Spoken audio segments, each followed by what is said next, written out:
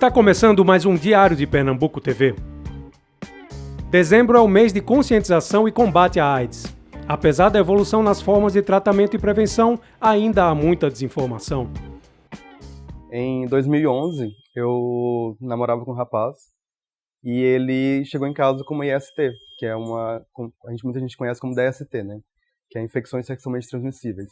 E nisso eu aproveitei e fiz meu exame, porque já tinha, em média, uns 4 anos que eu não fazia. Eu saí de um relacionamento de mais de 3 anos, e eu aproveitei, vou colocar em dias, até porque é algo que a gente precisa, né? E eu estava em débito com o teste. E nisso, o dele deu negativo, e o meu deu positivo. Então a assistente social ficava naquela coisa assim, você precisa chorar, sei que você tá em choque, mas eu realmente estava muito bem, sabe? Eu não estava em choque, não estava em desespero, eu estava assim, só me diz o que eu preciso fazer e ok. Tá? Não que eu estava esperando, muito pelo contrário. Mas eu já tinha uma certa informação sobre o assunto, então conhecimento de que eu não vou morrer amanhã. Eu só não sei exatamente o que eu preciso fazer daqui para frente.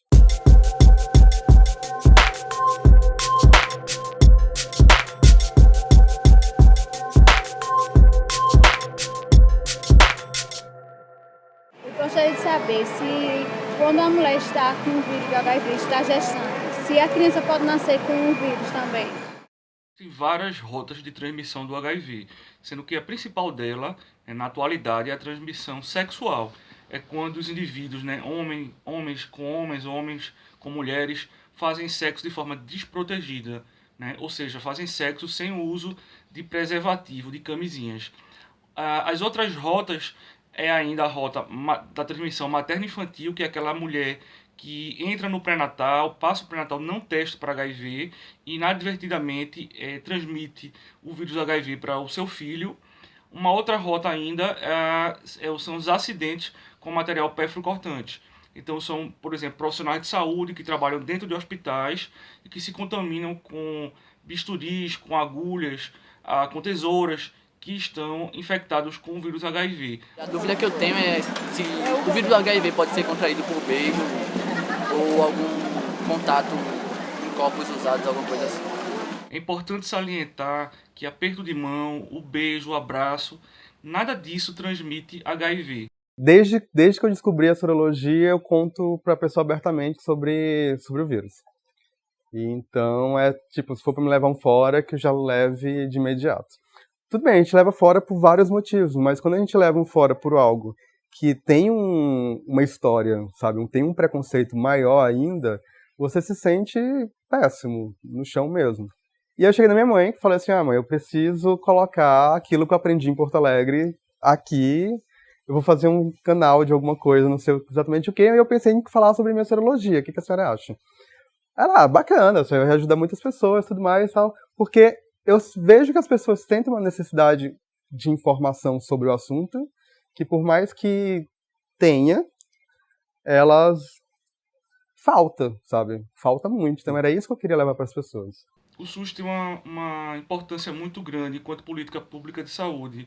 A gente sabe que não são todos os países no mundo que têm política para o tratamento dos indivíduos vivendo com HIV/AIDS. É uma história que se iniciou ainda no início da década de 90. Então o nosso programa é um programa que contempla um portfólio grande de medicamentos, com as dimensões continentais que o Brasil tem. As pessoas vivendo com HIV, elas têm os mesmos direitos de uma pessoa que não vive com HIV, né? Ela tem o direito de vir, tem o direito de estudar, tem o direito à saúde, tem o direito aos medicamentos, tem o direito a não ser discriminada. Então, os mesmos direitos que qualquer cidadão e cidadã tem, as pessoas vivendo com HIV também têm. Agora, infelizmente, esses direitos eles estão sendo violados em virtude da condição de saúde das pessoas vivendo com HIV. Por exemplo, muitas vezes tem faltado medicamentos, não só medicamentos para as doenças oportunistas,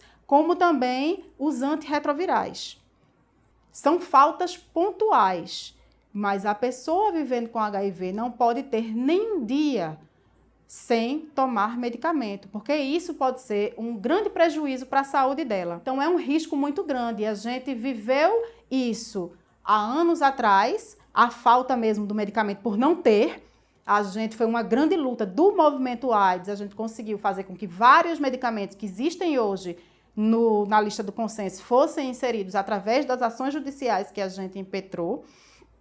E hoje, mesmo tendo esses medicamentos, né, devidamente reconhecidos na lista do consenso pelo Ministério da Saúde, muitos deles faltam. Oi, tudo bom? Eu sou Daniel Fernandes e está no ar mais um Prosa Positiva.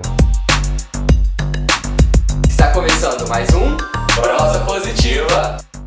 Quando eu voltei a morar em Recife em 2017, eu estava super desesperado procurando emprego. E todos os lugares onde eu procurava emprego, na área hoteleira, as pessoas sabiam do canal, conheciam o canal. E elogiava, sabe assim, elogiava. Mas tá, ok, obrigado, mas eu preciso de emprego, né? Eu tenho que pagar as contas. Eu meio que estava sentindo o peso de não conseguir emprego por causa do HIV, porque as pessoas sabiam de mim. As pessoas vivendo com HIV, elas têm muita dificuldade de acessar o mercado de trabalho. E não é porque elas são preguiçosas, não é porque elas não queiram acessar o mercado de trabalho, é porque há dificuldade. E muitas dessas pessoas são dispensadas. É muito difícil a gente conseguir comprovar que a dispensa foi arbitrária e discriminatória. Embora exista uma súmula, né, na Justiça do Trabalho que diz que quando há uma pessoa vivendo com HIV e há a dispensa dessa pessoa, né, a obrigação de provar que a dispensa não foi discriminatória é da empresa. Ter HIV é a mesma coisa que ter AIDS? A diferença entre infecção por HIV e AIDS se dá basicamente porque o indivíduo que é infectado por HIV, que é portador do HIV, ele pode estar numa fase inicial da doença, uma fase inicial da infecção, e não apresentar doença, não apresentar nenhum tipo de infecção oportunista. Já o indivíduo portador de AIDS, quando a gente fala que ele é portador de AIDS, é aquele indivíduo que já tem um grau de comprometimento da imunidade celular mais avançado. Geralmente ele adquiriu o vírus do HIV mais anos para trás, e, consequentemente, ele tem um risco maior de ter infecções oportunistas nos próximos meses ou nos próximos anos.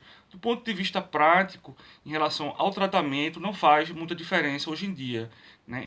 Hoje, a gente tem visto várias pessoas que eram aposentadas por invalidez perderem as suas aposentadorias com o chamado pente fino do INSS. E as que estão tentando ingressar junto à Previdência para conseguir algum benefício, estão tendo dificuldade. Porque o INSS entende que as pessoas vivendo com HIV, elas têm condições de trabalhar. Mesmo que elas levem várias declarações médicas de vários médicos, aonde uma pessoa com 53 anos e há 18 anos fora do mercado vai conseguir se recolocar. Tá 13 anos, vamos ver aqui como é que tá a situação dessa pessoa. Tá 13 anos fora do mercado de trabalho, mas essa pessoa aqui, a perícia, está dizendo que ele tem condição de voltar a trabalhar. Então vamos fazer um curso, vamos fazer alguma coisa para que essa pessoa se atualize e ela possa voltar para o mercado de trabalho. Mas algo tem que ser pensado, porque as pessoas estão perdendo seus benefícios, estão sendo jogadas para o mercado, não estão sendo absorvidas pelo mercado de trabalho, e isso tem gerado o adoecimento, não só físico, quanto mental. Quando eu comecei a contar para as pessoas, eu não notei mudança, para te ser sincero. Eu tive muito apoio, tanto da parte de amigos próximos, da família mais próxima também.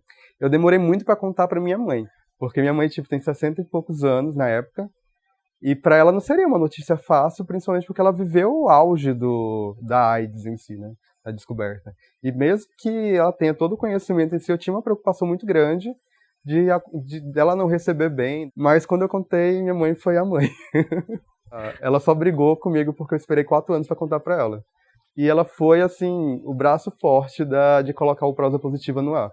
Além desse atendimento presencial, a gente também tem um atendimento por telefone, né? Surgiu alguma situação no cotidiano dela e ela está querendo tirar essa dúvida, a gente atende, tira a dúvida. Se tiver necessidade ou se a pessoa quiser, aí a gente agenda um atendimento presencial. E também pode entrar pelo Facebook, pelo Instagram, pelas redes sociais que a Gestos tem, fazer a pergunta que a gente responde. Tem muitas pessoas que por medo de ser identificada, não tem receio de via gestos. Quando eu criei o canal e eu coloquei ele no ar, eu tive um certo medo de ser reconhecido. Porque quando eu tinha 15 anos de idade, eu estava de namorico com um rapaz no parque e choveu pedras. Tinha um grupo de pedreiros num colégio do lado, e como é a cerca viva, né, não dava pra gente ver, a gente só começou a chover pedras, sabe? De lá. Então eu fiquei imaginando, se aos 15 anos de idade eu fui apedrejado por ser gay, imagine aos 32 contando que eu sou soropositivo. E ainda mais com um preconceito extra, né? Tipo, você é gay, pobre, eu me considero uma pessoa negra e soropositivo. Ou pior ainda, para muitas pessoas, elas não têm a ideia de discernir entre HIV e AIDS, para eles me veem como uma pessoa aidética. Eu gostaria de saber o que seria PrEP.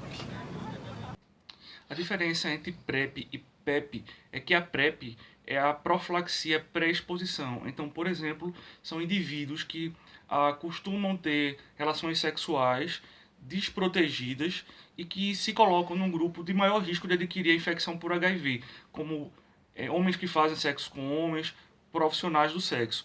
Então, para esses indivíduos, a gente oferece uma prevenção que a gente chama combinada. Ele utiliza a camisinha, mas ele também vai receber a combinação de 2 medicamentos que ele vai tomar diariamente, e com esses medicamentos ele vai poder ter relações sexuais sem uso de camisinha e ele não vai adquirir o HIV.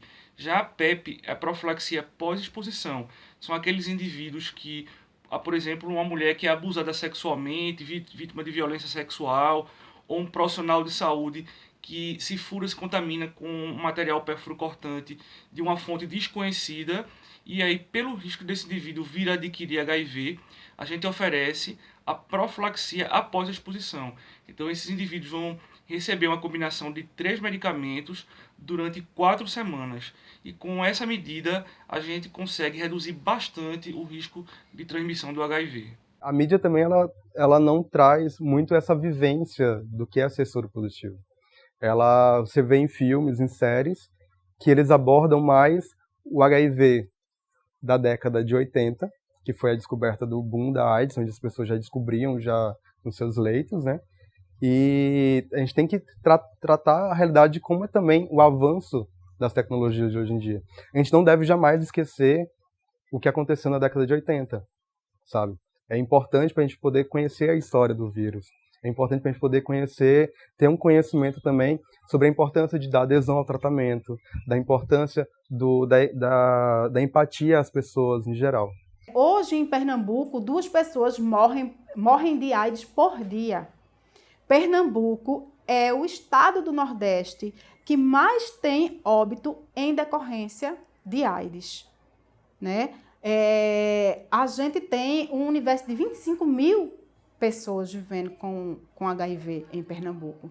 Então, a gente realmente está vivendo um momento muito complicado, aonde está havendo a banalização, né, do HIV e da AIDS, aonde a gente não vê mais campanhas de prevenção, então a tendência é aumentar a epidemia. A gente tem visto muita questão de discriminação, de preconceito, tanto dentro do nosso poder legislativo, né, que a gente sabe que hoje a maior parte da bancada é muito conservadora.